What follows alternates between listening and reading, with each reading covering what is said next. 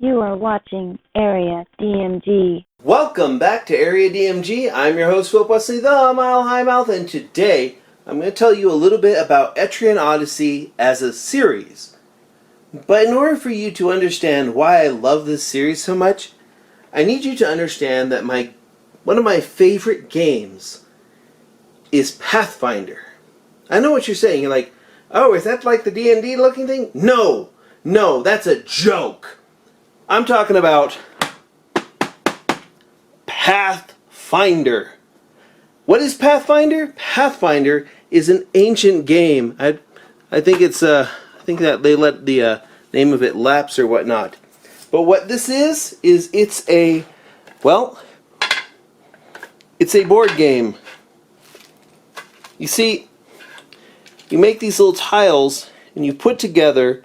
I'm gonna have to show people how to play this sometime. But you put together your own little mazes. Think like Battleship, but the basic point of it is to figure out the other person's maze using these little things and using a particular like turns and such, and keeping track of where you are in your opponent's maze. What you're basically trying to do is move your character, this long one here, along the maze and navigate your opponent's maze they set up to find the little short one right here, which is their king. That's what you're trying to do. It's like a Battleship, but instead of battling ships and stuff, you're making a maze. It's got some pretty good rules. I like it, but it's the maze building aspect of it that I really, really like. And it's the exploring other people's mazes. Let's go ahead and straighten these things up. This game is fantastic, and it's a shame that it's never gotten any digital versions and that it's not that well known. Which is a shame because, this game is, like I said, fantastic. I love it. I always look for copies of this game because it is my ultimate goal to get multiple copies of these and then just link them together to build huge mazes.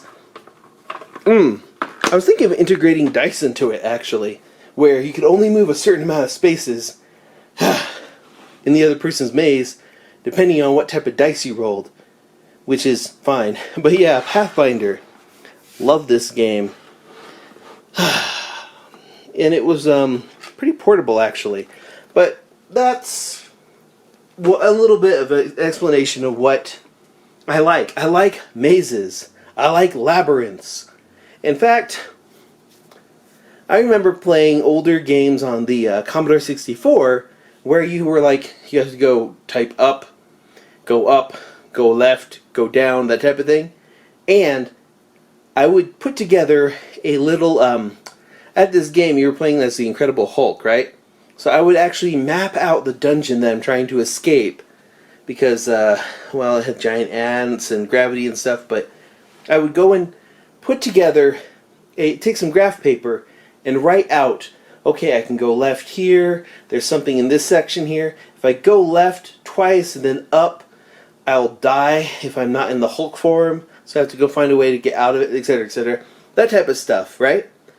Now, when Etrian Odyssey was announced, I was like, wait, something about that name is cool. Also, the basic mechanic of the original Etrian Odyssey, originally on the Nintendo DS, let's go ahead and let that focus in, is that you can make the map. As you go along in the game, the bottom screen is used to put together and piece together your map. The entire game is about navigation. The entire game is about making a map. In fact, it was actually pretty successful. Although none of these has sold over 1 million copies on their own, the series has been moderately successful for an RPG. In fact, it got 2 sequels on the Nintendo DS, and they are Etrian Odyssey 1, 2, and 3. 3 being the Drowned City, which is actually pretty great. They added boats. And then there was Etrian Odyssey 4 for the Nintendo 3DS, where they added airships and mini dungeons. And then they remade Etrian Odyssey 1 with a new story mode, and Etrian Odyssey 2 with another new story mode. They haven't remade Etrian Odyssey 3, but one day I hope they do. Now, I'm saying all this because Etrian Odyssey 5 just came out. Etrian Odyssey 5 is kind of a throwback to Etrian Odyssey 1 and Etrian Odyssey 2. It kind of eschews the oceans in 3 and the airships in 4. I do hope that we get like an Etrian Odyssey Untold 3, because 3 had some really fantastic mechanics which I'd like to see explored again. 5 kind of oversimplifies it, just simplifies it, throws it back to the more simple exploring from the first 2 games, and that's fine. There's also a spin-off for it, which would be Etrian Mystery Dungeon, which got a sequel in Japan, which maybe we'll get over here. I'm not going to hold my breath for that, but I would like it. This is kind of like Chunsoft's Pokemon Mystery Dungeon games, or the other Mystery Dungeon games that are out there. Pretty good. It's okay. To be honest though, the other spin-off that's important is Persona Q. Now Persona Q takes the characters from Persona 3 and Persona 4 and sticks them in a crossover. There is a Persona Q2 coming out, and that one has characters from Persona 5 in it. And who knows what else will happen in it. But one thing I've noticed about these games is that, well, they are a little bit daunting because people aren't used to this type of the type of hardcore RPGs that make up games like Wizardry, or, well, those older games I used to play on the Commodore 64, where I would make or put together a map in my head or on graph paper to figure my way around the area that I was in. I love this series, and one of the reasons I love it is because as they've been going along with the series, they've been making it a little bit easier for you to map out your stuff. There's an auto mapping feature which kind of fills in the floors and walls, and you just really have to like explore everything, hit the A button on everything. And there's so many new customization options, right down to the voices for your characters. The basic point of an Etrian Odyssey game is you start out with a team of up to 5 adventurers, and you roll their stats. You decide what you want to do with them, what type of job they have or whatnot. Unless it's a story-focused one. Etrian Odyssey Untold and Untold 2 and Persona Q are more story-oriented. The other ones, 3, the original 1 and 2, 4 and 5, all require you to make a character.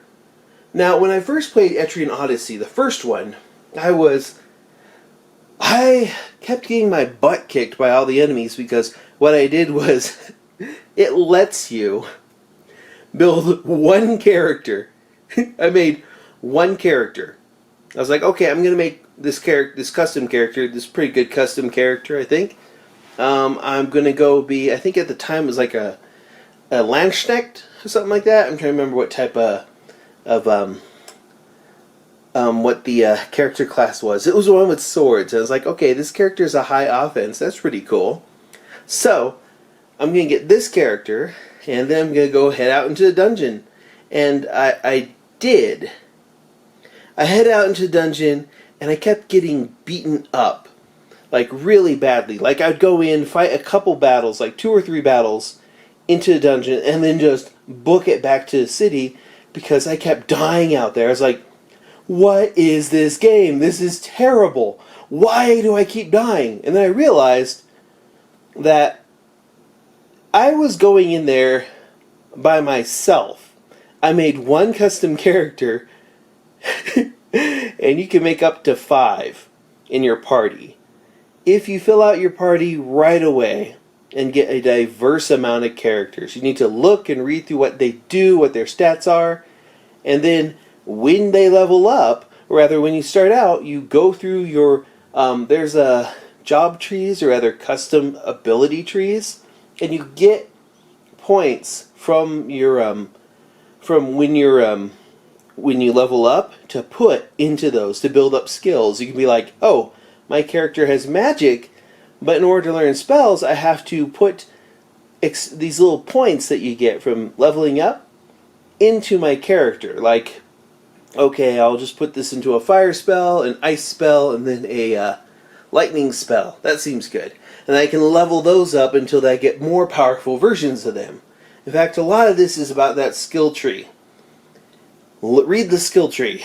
Actually, if you want to check out these games, there are demos for Untold Odyssey, Untold 1, Untold 2, 4, and 5, all available right now on the eShop. I'm trying to remember if Persona Q has a demo.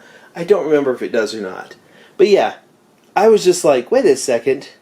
After I figured that out, it was actually pretty great. It actually gets a little bit easy until you run into something they call, they have a weird name for them, but the actual, I mean, they're called FOEs. It's something, something, something. I thought it was filled on enemy, because there's some of the only enemies you can see moving around on the field. But at first, that's not what I originally called them. I called them,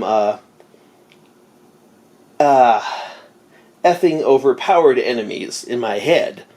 Now, yeah, because they're horrible. One thing they do in this particular game, and you see this in like Etrian Odyssey 1, it's like, oh hey, you're at a point now where you're like level 5, you're beating up enemies like left and right here, you're on the first floor, oh you're on the second floor now. Hey look, here's this big orange glowing blob thing, okay. Well, let's touch it. What is this? Oh, it's a deer of some sort. Wait, this deer is just wrecking my level 5 characters because in order to actually survive this character, this creature, you should probably be level 15. Which is not something that happens easily at the area that you're at, because you've explored in there, you're not really getting a lot of experience points from the creatures that you're killing.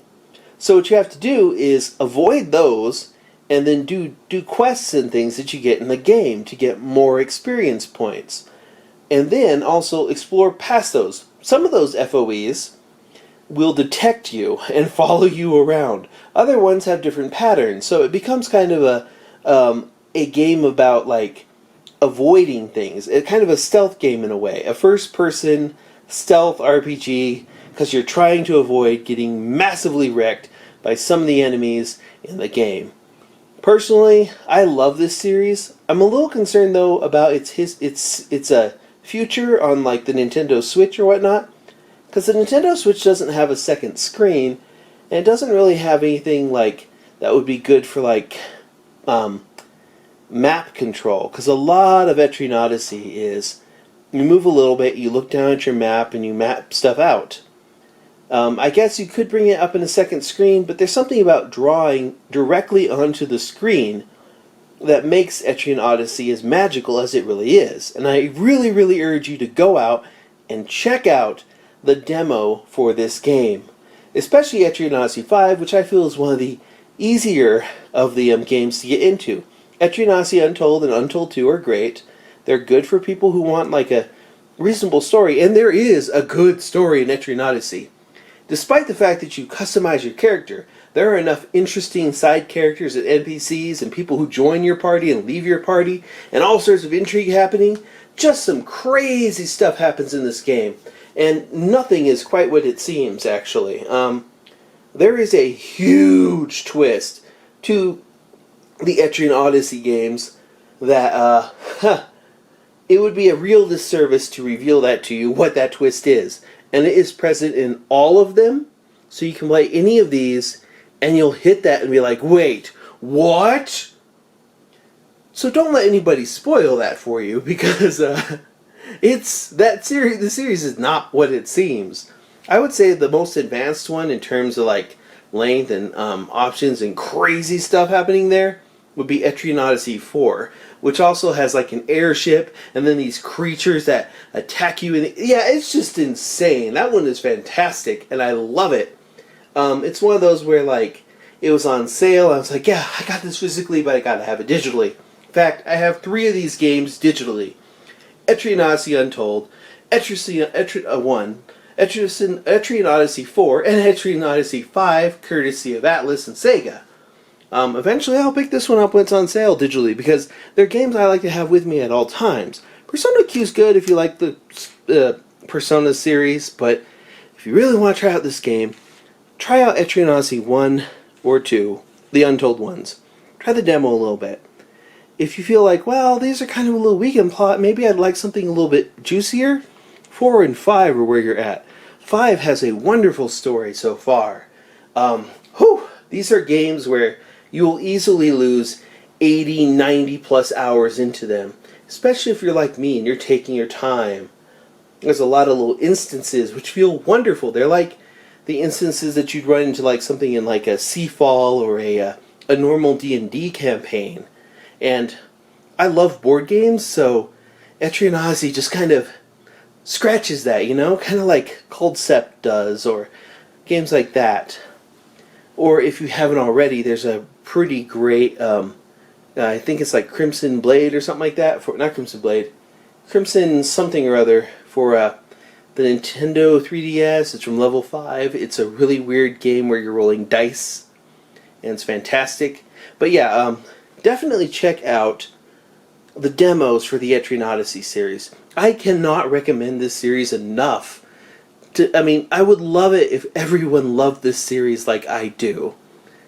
And I really implore you to go check it out. That's just me ranting a bit about Etrian Odyssey as a series.